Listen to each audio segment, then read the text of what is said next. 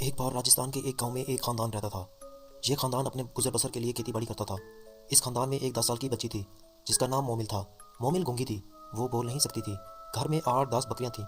مومل روز انہیں صبح گاؤں کے قریب ایک جنگل میں چرانے کے لیے لے جاتی اور شام کو واپس گھر لے آتی۔ یہی اس کی روز کی روٹین تھی۔ کبھی کبھار گاؤں کے دوسرے بچے بھی اپنے جانور مومل کے ساتھ لے جاتے تھے، مگر زیادہ تر مومل اکیلی ہی جنگل میں رہتی۔ جنگل زیادہ گہرا تو نہیں تھا، مگر بالکل سنسان تھا۔ مومل اور جانوروں کے علاوہ وہاں کوئی اور نہیں ہوتا تھا۔ ایک دن روز کی طرح مومل صبح بکریوں کو لے کر جنگل کی طرف جاتی ہے، مگر شام ہونے تک واپس نہیں آتی۔ مومل کی ماں باپ کو فکر ہونے لگتی ہے اور وہ اسے ڈھونڈنے جنگل کی طرف روانہ ہوتے ہیں۔ اچانک انہیں دور سے مومل تیزی سے بھاگتی ہوئی نظر آتی ہے۔ تھوڑی ہی دیر میں وہ ان کے پاس پہنچ جاتی ہے۔ مومل بہت ڈری ہوئی ہوتی ہے۔ اس کا سارا جسم پسینے سے ڈوبا ہوتا ہے۔ وہ اپنے باپ سے لپٹ کر زور زور سے رونے لگتی ہے۔ اس کے والد کو کچھ سمجھ نہیں آتا کہ مومل کے ساتھ کیا ہوا ہے۔ انہیں لگا کہ شاید کوئی جنگلی جانور اس کے پیچھے پڑ گیا تھا، اس لیے وہ ڈر گئی۔ وہ مومل کو لے کر گھر کی طرف چل پڑتے ہیں۔ مومل اب بھی بہت زیادہ خوفزدہ تھی اور بار بار جنگل کی طرف دیکھ رہی تھی۔ گھر پہنچنے کے بعد اسی رات مومل کو تیز بخار ہو جاتا ہے۔ گھر والے اسے حکیم کے پاس لے جاتے ہیں۔ چند دن بیمار رہنے کے بعد مومل ٹھیک ہو جاتی ہے، مگر اس نے جنگل میں بکریاں لے کر جانا بند کر دیا تھا۔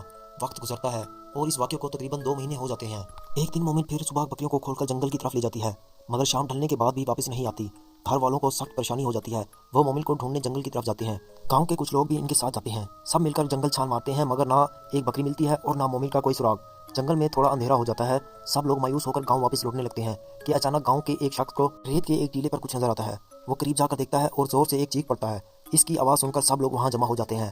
مومل وہاں بے ہوش پڑی تھی۔ مومل کے والد دوڑتے ہوئے آتے ہیں اور اسے گود میں اٹھا کر گھر کی طرف چل پڑتے ہیں۔ راستے میں بار بار پکارتے تھے مومل مومل، مگر مومل کچھ نہیں بول رہی تھی۔